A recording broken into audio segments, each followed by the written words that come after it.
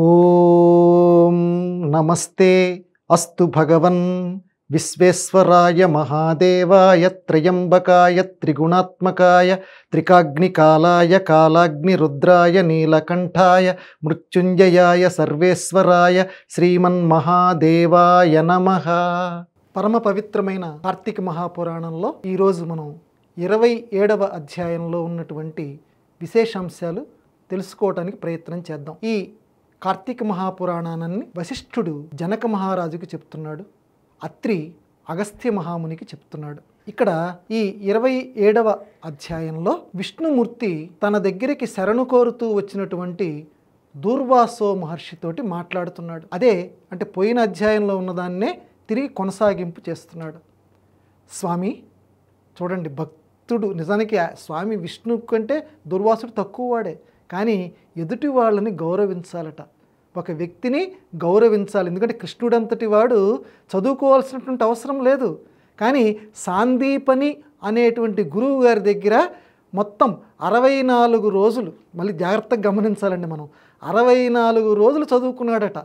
ఎందుకనంటే లోకంలో ఉన్నవి 64 కళలు. వాళ్ళు వేసే ప్రతి అడుగు కూడా అండి, భగవంతుడు వేసేటువంటి ప్రతి అడుగు కూడా ఈ లోకానికి ఒక చక్కటి సందేశాన్ని మనకు అందజేస్తుంటుంది. కాబట్టి లోకంలో గురువు లేని విద్య గుడ్డి విద్య. కాబట్టి ప్రతి వాళ్ళు కూడా గురువు దగ్గర మాత్రమే చదువుకోవాలి.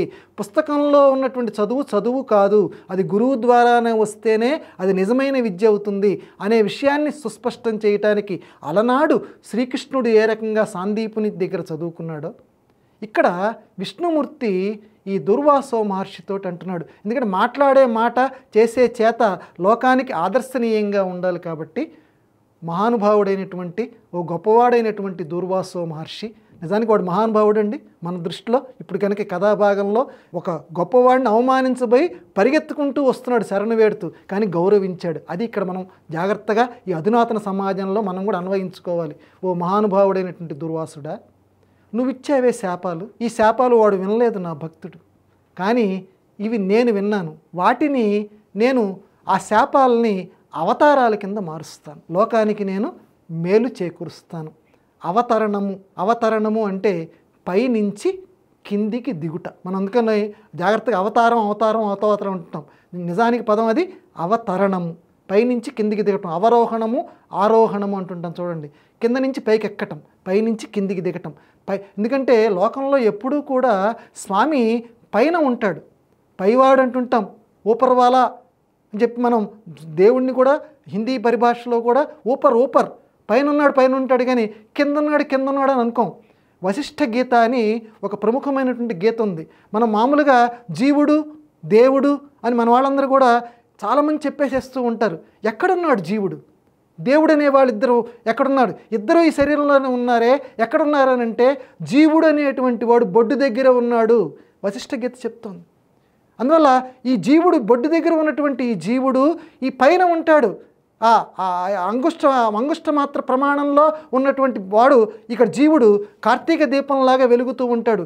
ఈ బొడ్డు లోపల ఉన్నటువంటి ప్రతివాడి బొడ్డులోనూ ఉంటాడు. ఆ బొడ్డు లోపల ఉన్నటువంటి ఆ జీవుడు ఆ పైన ఉన్నటువంటి ఊపర్వాల పైన ఉన్నటువంటి ఆ దేవుణ్ణి చూస్తూ ఉంటాట. ప్రతి నిమిషం కూడా నమస్కారం చేసుకుంటూ ఉంటుంటాట. వాడికి పూర్వజన్మ స్మృతులు కలుగుతూ ఉంటాయి. ఇంత కర్మ పట్టింది ఏమిట్రా, ఎంతకాలం నాకు ఈ బాధ అని లోపల ఏడుస్తూ ఉంటాడు ఆ జీవుడు.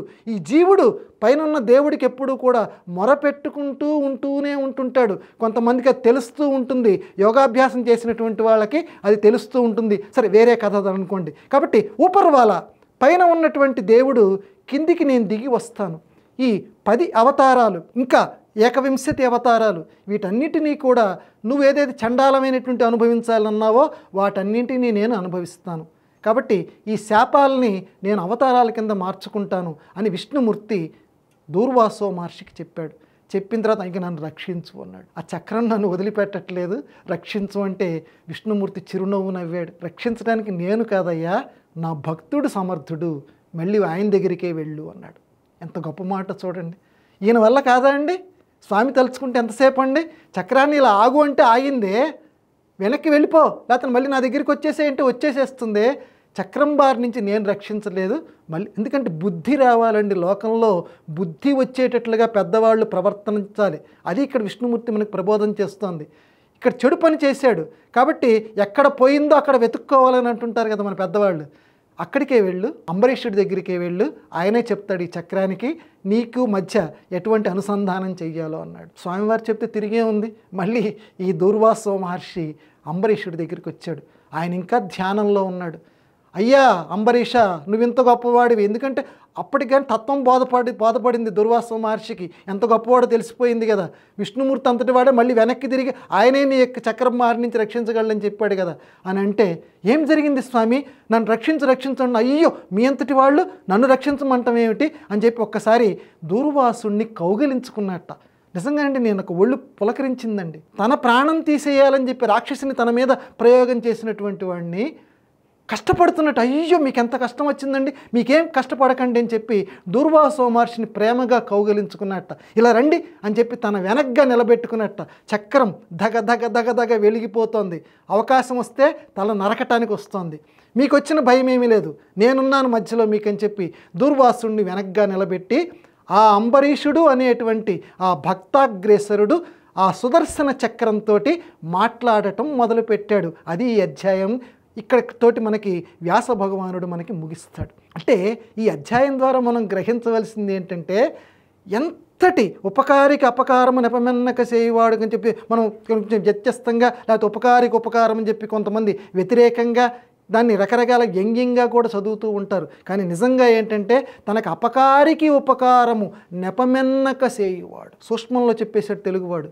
తనకు అపకారం చేసినటువంటి వాడికి కూడా ఉపకారం చేయాలి అన్నది కార్తీక మహాపురాణం అంతటి గొప్ప గ్రంథం కూడా ఈ అధ్యాయంలో మనకి ఆవిష్కరణ చేసింది.